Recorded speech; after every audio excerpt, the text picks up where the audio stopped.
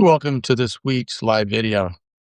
Remember how last October, when Trump and Xi met and had their breakthrough on trade and tariffs, everyone noted the fact that Xi Jinping did not bring up Taiwan.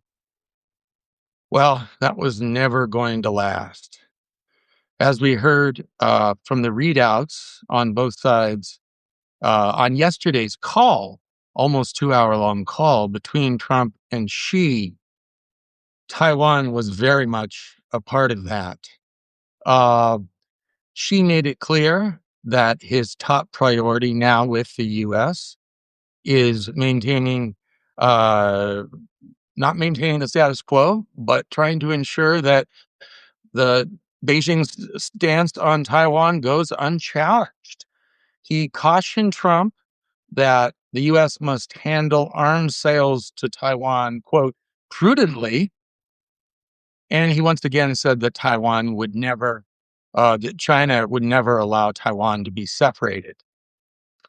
Quoting Xi Jinping, both sides should neither neglect small acts of goodwill nor commit minor wrongdoings.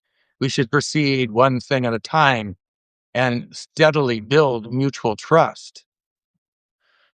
What that says to me is that Beijing is feeling confident enough their about the U.S.-China relationship, about their leverage over the U.S., that they now are ready to be once again very, very direct on what they see as non-negotiable issues. And the number one non-negotiable issues is Taiwan.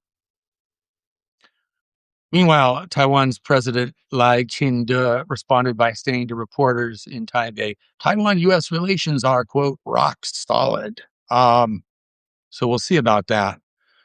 Trump, for his part, made it clear that he intends to keep the relationship on an even keel, at least until he visits Beijing in April. He described the call as, quote, excellent, long and thorough. Some of the specifics we heard from Trump. Soybeans. He said that China will purchase 20 million tons this year and has agreed to purchase 25 million tons next year. Of course, soybeans are important to Trump because states that produce soybeans are typically reliably red, Trump's supporting, but that might change if they really suffer from a stop to soybean sales, as we saw before, to China. Purchases of oil and gas, Trump mentioned, airplane engine deliveries. He also said that he and Xi discussed this situation in Iran and the Ukrainian war. He also confirmed that said that Xi Jinping is planning a trip to the U.S. later this year after Trump visits in April.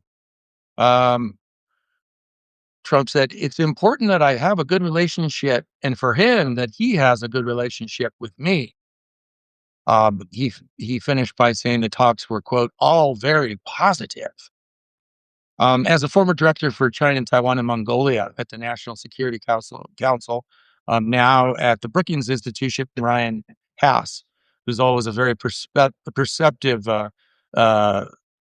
analyst on U.S.-China relations, put it, Trump now unfailingly shows respect to Xi and acknowledges the importance of the U.S.-China relationship.